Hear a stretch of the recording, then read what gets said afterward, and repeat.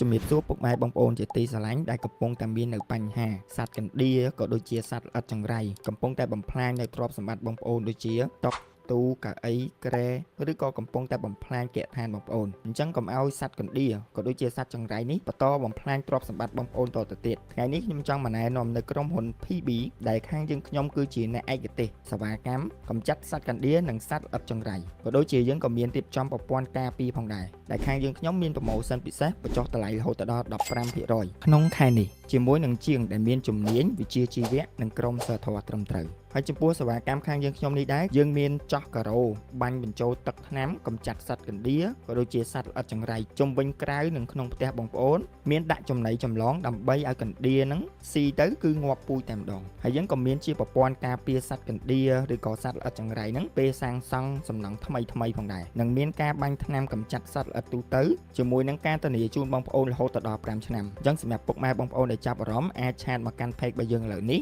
ឬក៏អាចទំនាក់ទំនងមកកាន់លេខទូរស័ព្ទ096 75 18 167និងលេខ010 36 47 56និងលេខមួយខ្សែទៀត017 70 90 82 PB អ្នកឯកទេសកម្ចាត់សត្វកណ្ដៀរនិងសត្វល្អិតចង្រៃ